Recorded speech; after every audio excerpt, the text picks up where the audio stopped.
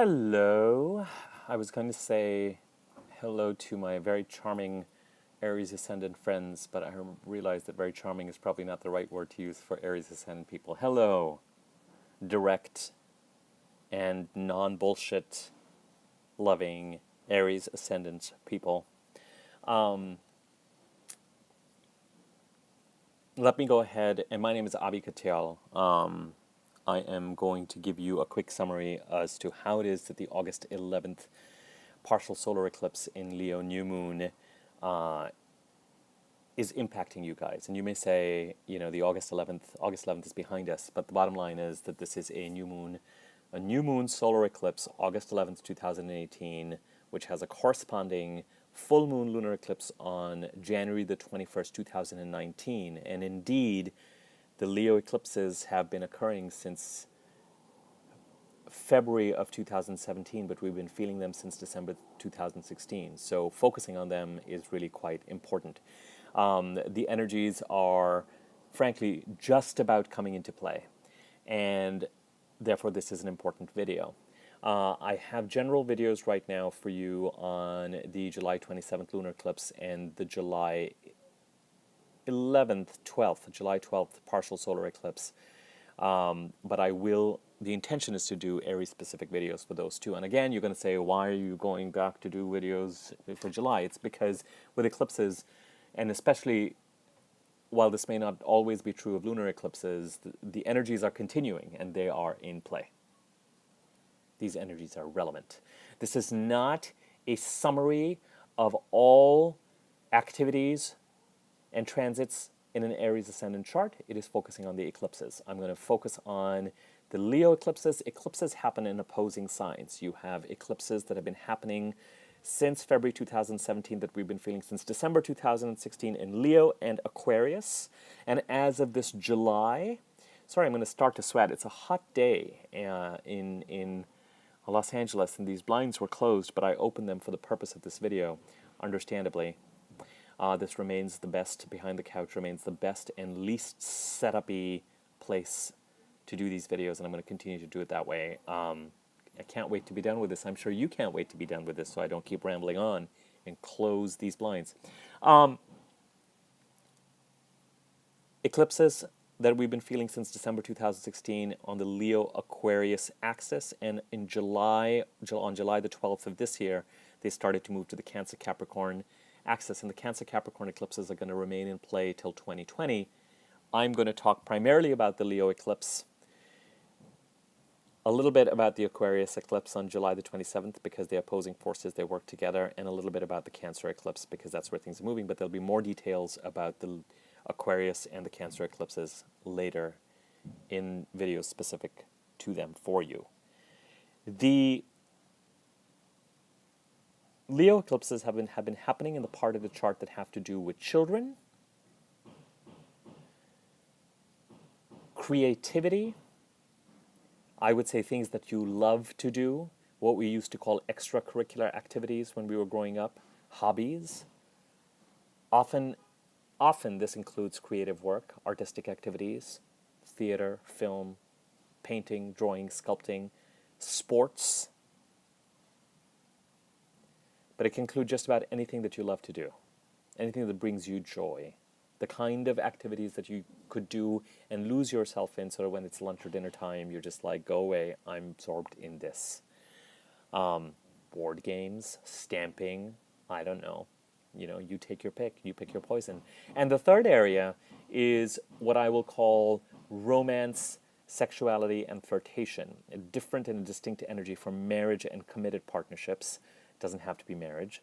But the lighter, let's just call it dating. But it includes what I will call the more casual side of that life as well. And when we have the eclipses in Leo are eclipses in Leo are eclipses that we're meant to lean into. And so when we talk about eclipses happening in the part of the chart that have to do with children, extracurricular activities and things you love to do, and romance, sexuality, and flirtation, I'll just use the word romance moving forward. The idea is that since December the 9th of 2016, it may very well be that your focus has had to be on these areas. And if you have children, or if you have been contemplating having children, or if you work with youth, or if chances are that has been a central area of preoccupation. There are billions of Aries ascendants in the world, but chances are that has been the area of preoccupation. There's no other part of the chart that has to do with children. So if we take the children example, it could be that you have been preoccupied with your children. It could be that you've needed to take care of them. It could be that you have been engaged in the process of having them. You could have had them during this time. There could be dealing with fertility, child rearing, childbirth, the production and care of children. Sometimes working with youth and working with children in a certain capacity can come in this part of the chart as well. When it comes to your creative work, as you'll notice, all your creations sit in this house. All the things that bring you joy sit in this house. All your creations sit in this part of the house. I'm sorry about the construction and the banging.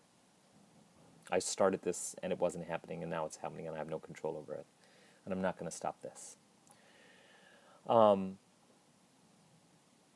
And everything related in this house tends to have a correlation with one's self-confidence and one's self-expression. The more comfortable and effulgent you are with yourself, the more you are able to attract or indulge in the activities in this part of the house. Whether it is having children, whether it is bringing them up with a sense of comfort and confidence, whether it is the self-confidence and self-expression you acquire when you're doing things that you love, that put you in the spotlight in some way, that have to do with you sharing your gifts to the world, therefore taking the spotlight, whatever that is, however modest or immodest that might be. And similarly, when it comes to feeling that exciting, enthralling, romantic connection with someone, attracting love and romance, the more self-confident and centered and effulgent you are naturally, the more you can attract it, the more loaded and the more unself-confident and the more fidgety and the more desperate you become, the more you repel it. And it holds true for a lot of the subject matter that sits in this house. So some of the themes, as I said, could be preoccupation and taking care of children, having children, contemplating having children, taking steps to have them, taking care of them, working with them. Some of it could have to do with solving or cracking or leaning into romance and solving issues related to how you could do so more effectively, how you could be a more effective romantic partner.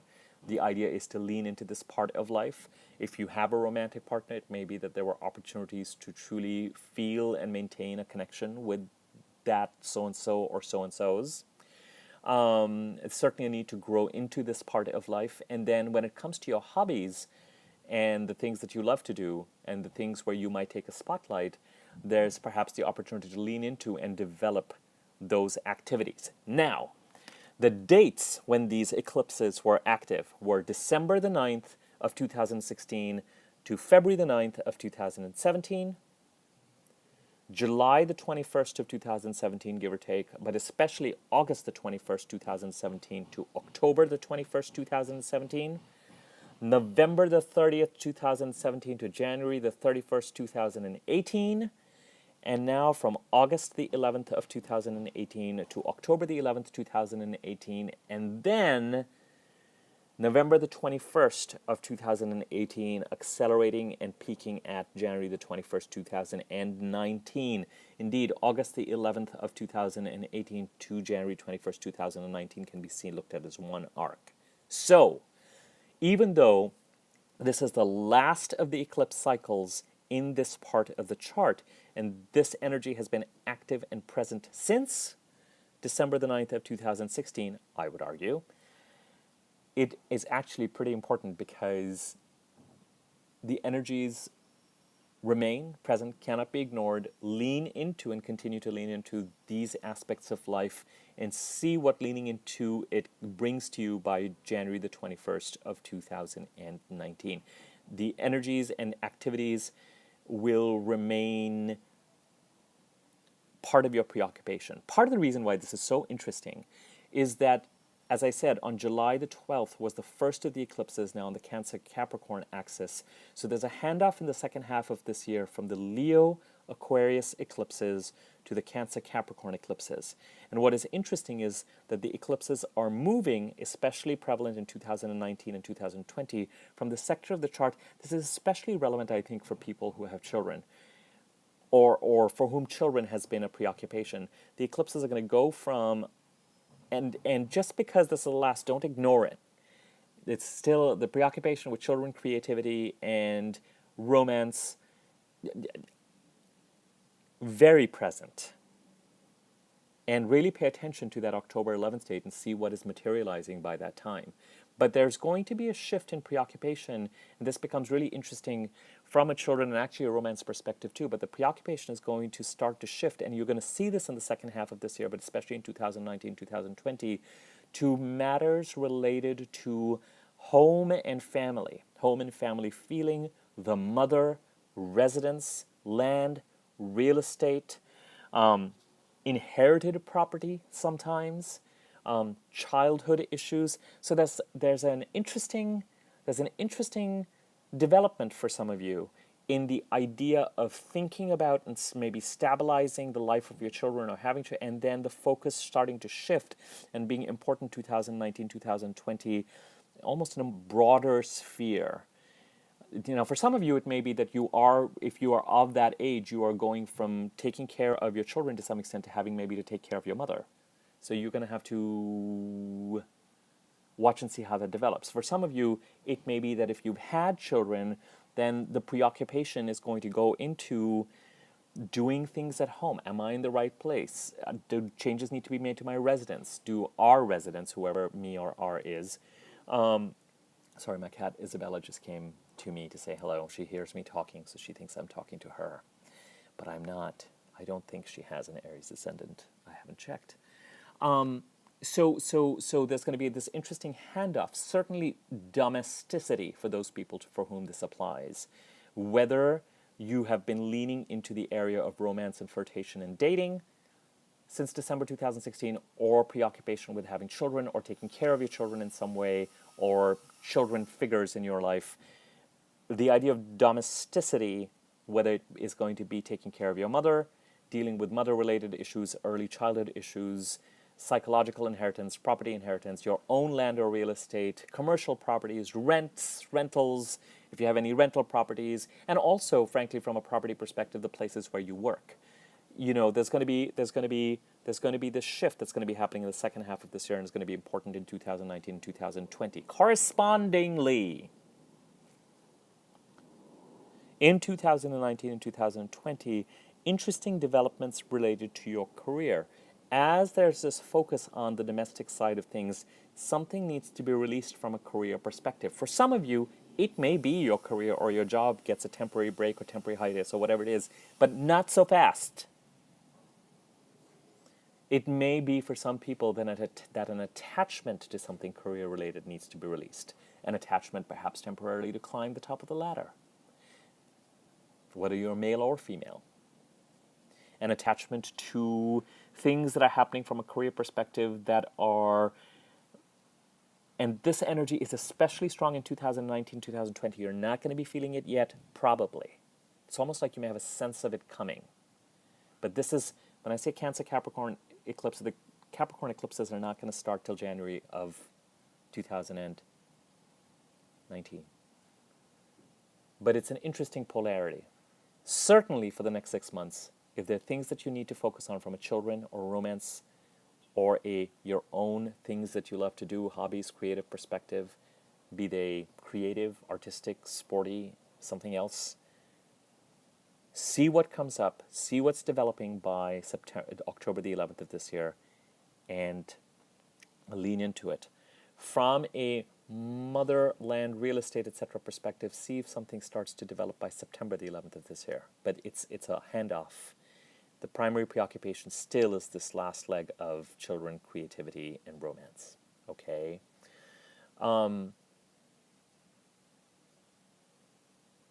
as you are encouraged to take the spotlight, there may be a need to release things that are group or friend related. If you have children, or if you're preoccupied with children, for example, or if you're preoccupied with romance, or if you're preoccupied with your creativity, these are all activities that are, by definition, selfish.